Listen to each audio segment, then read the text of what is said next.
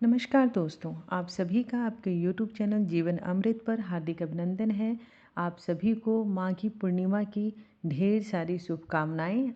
तो आइए बिना देर किए हम लोग माघी पूर्णिमा से जुड़ी उसकी तिथि, शुभ मुहूर्त, पूजा विधि, फिर कथा और फिर आरती संपूर्ण जानकारी को लेते हैं।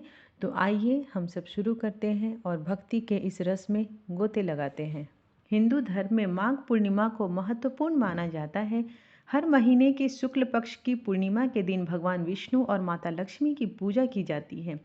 साथ ही उनके निमित्त व्रत को भी रखा जाता है। मान्यता है कि ऐसा करने से घर में हमेशा सुख समृद्धि बनी रहती है और भगवान विष्णु का आशीर्वाद भी प्राप्त होता है। इस दिन गंगा स्नान और दान करके भी परंपरा है।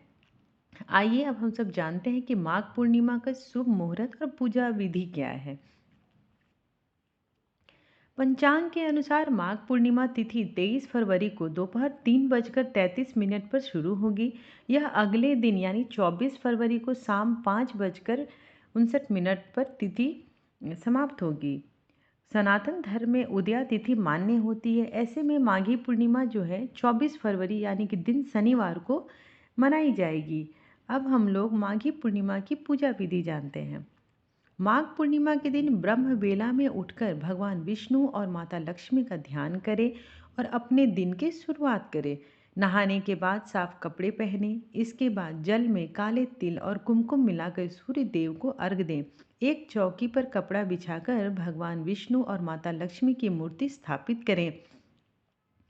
भगवान को फूल, तिल, जौ, अक्षत, चंदन और हल्दी आदि का अर्पित करें।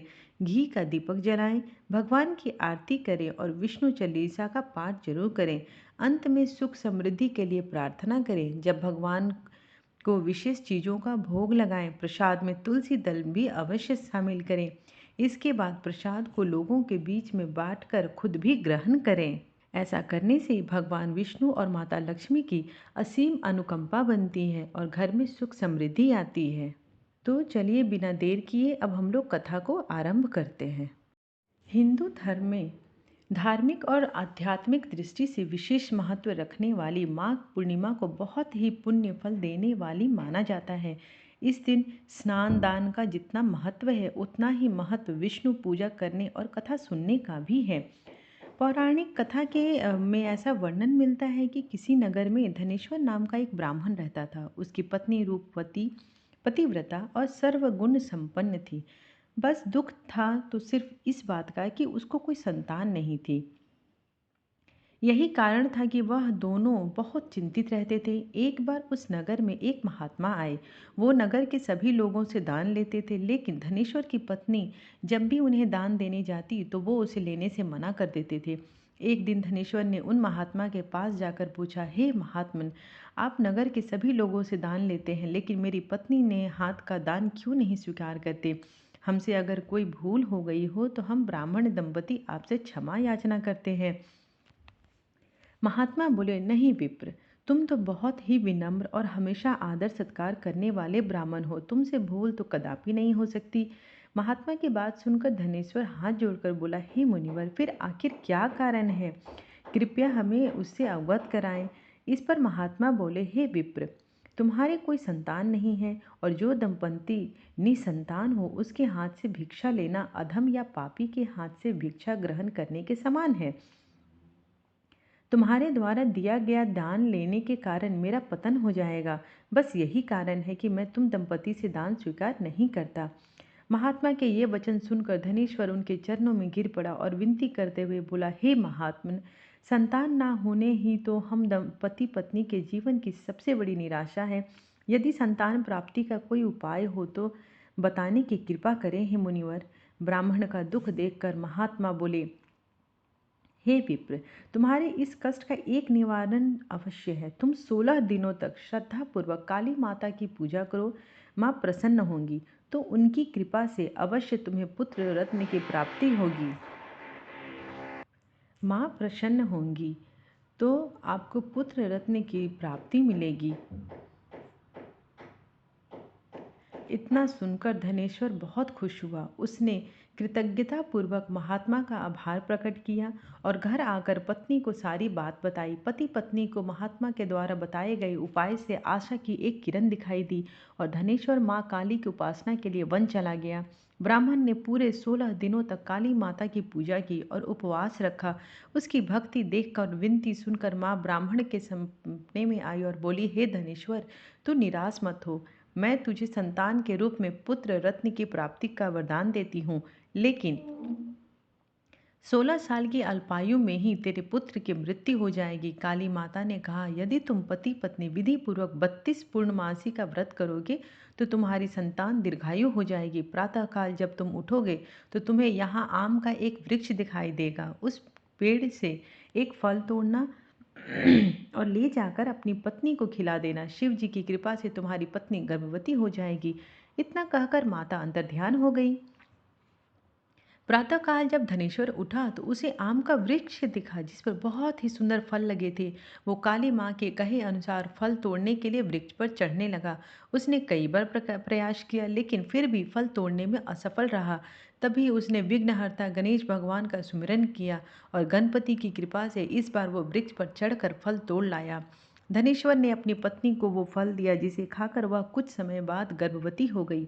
दंपति काली माँ के निर्देश के अनुसार हर पूर्णिमा पर दीप जलाते रहे। कुछ दिन बाद भगवान शिव की कृपा हुई और ब्राह्मण की पुत्री ने एक सुंदर बेटे को जन्म दिया, जिसका नाम उन्होंने देवीदास रखा। जब पुत्र 16 वर्ष का होने को हुआ तो माता पिता को चिंता होने लगी कि इस वर्ष इसकी मृत्यु निश्चित है। दंपति ने देवीदास के मामा को बुलाया और कहा, तुम देवीदास को विद्या अध्ययन के लिए काशी ले जाओ और 1 वर्ष बाद वापस आना। दंपति पूरी आस्था के साथ पूर्णमासी का व्रत कर पुत्र के दीर्घायु होने की कामना करते रहे। इधर काशी प्रस्थान के बाद मामा भांजे एक गांव से गुजर रहे थे। वहां एक कन्या का विवाह हो रहा था, परंतु विवाह होने से पूर्व ही उसका वर अंधा हो गया। तभी वर के पिता ने देवीदास को देखा और मामा से कहा, तुम अपना भांजा कुछ समय के लिए हमें दे दो, विवाह संपन्न हो जाए उसके बाद ले जाना। यह सुनकर मामा ने कहा, यदि मेरा भांजा ये विवाह करेगा तो कन्यादान में मिले धन आदि पर हमारा अधिकार होगा। वर के पिता ने मामा की बात को स्वीकार कर ली और देवीदास के साथ कन्या का विवाह संपन्न हो गया। इसके पश्चात देवीदास पत्नी के साथ भोजन करने बैठा, लेकिन उसने उस थाल को हाथ नहीं लगाया। यह देखकर पत्नी बोली, स्वामी, आप भोजन क्यों नहीं कर रहे? आपके चेहरे पर यह उदासी कैसी है? तब देवीदास ने सारी बात बताई। यह सुनकर कन्या बोली, स्वामी, मैंने अग्नि को साक्षी मानकर आपके साथ फेरे लिए हैं। अब मैं आपके अलावा किसी और के बारे में सोच भी नहीं सकती। मैं पत्नी की बात सुनकर देवीदास ने कहा, ऐसा मत करो, मैं अल्पायु हूँ, कुछ ही दिन में 16 वर्ष की आयु होते ही मेरी मृत्यु निश्चित है। लेकिन पत्नी ने कहा, जो भी उसके भाग्य में लिखा होगा वो उसे स्वीकार है।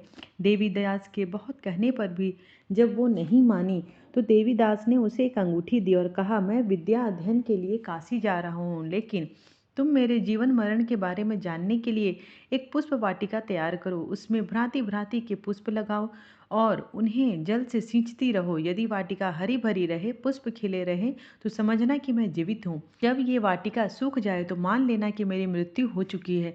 इतना कहकर देवीदास काशी चल गया। प्रातःकाल जब कन्या ने दूसरे वर को देखा तो बोली, ये मेरा पति नहीं है, मेरा पति काशी पढ़ने गया है। यदि उसके साथ मेरा विवाह हुआ है तो बताइए कि रात्रि में मेरे और उसके बीच क्या बातें हुई थी और इसने मुझे क्या कहा।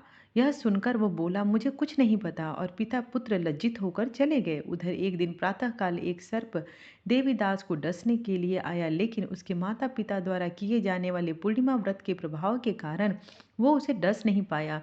तत्पश्चात काल स्वयं वहां आए और उसके शरीर से प्राण निकालने लगे। देवीदास मूर्छित होकर गिर पड़ा। वहाँ माता पार्वती और शिव जी आए। देवीदास को मूर्छित देखकर देवी पार्वती बोली, हे स्वामी, देवीदास की माता ने 32 पूर्णिमा का व्रत रखा था, उसके फल स्वरूप कृपया आप इसे जीवन प्रदान दें। माता पार्वती की बात सुनकर भगवान शिव ने देवीदास को पुनः जीवित कर दिया। इधर देवीदास की पत्नी ने देखा कि पुष्प वाटिका में एक भी पुष्प नहीं रहा। वह जान गई कि उसके पति की मृत्यु हो चुकी है और रोने लगी। तभी उसने देखा कि वाटिका पुनः हरी भरी हो गई। ये देखकर वो बहुत ही प्रसन्न हुई। उसे पता चल गया कि देवीदास को प्राण दान मिल चुका है। जैसे ही देवीदास 16 वर्ष का हुआ, मामा भांजा काशी से वापस चल पड़े। रास्ते में जब वो कन्या के घर गए तो उसने देवीदास को पहचान लिया और अत्यंत प्रसन्न हुई। धनेश्वर और उसकी पत्नी भी पुत्र को जीवित पाकर हर्ष से भर गए। पौराणिक मान्यता है कि जो स्त्रियां श्रद्धापूर्वक पूर्णिमा का व्रत रखती हैं और कथा सुनती हैं अथवा सुनाती हैं, उन्हें संतान का सुख मिलता है, संकट से मुक्ति मिलती है और समस्त मनोकामनाएं पूर्ण होती है। ओम जय जगदीश हरे स्वामी, जय जगदीश हरे। भक्त जनों के संकट, दास जनों के संकट क्षण में दूर करे। ओम जय जगदीश हरे। जो ध्यावे फल पावे, दुख बिन से मन का। सुख संपत्ति घर आवे, कष्ट मिटे तन का। ओम जय जगदीश हरे। मात पिता तुम मेरे, शरण गहूँ मैं किसकी। तुम बिन और न दूजा, आस करूँ मैं जिसकी। ओम जय जगदीश हरे। तुम पूर्ण परमात्मा, तुम अंतर्यामी। पार ब्रह्म परमेश्वर, तुम सबके स्वामी। ओम जय जगदीश हरे। तुम करुणा के सागर, तुम पालन करता। मैं मूरख खल कामी, कृपा करो भरता। ओम जय जगदीश हरे। तुम हो एक गोचर, सबके प्राणपति।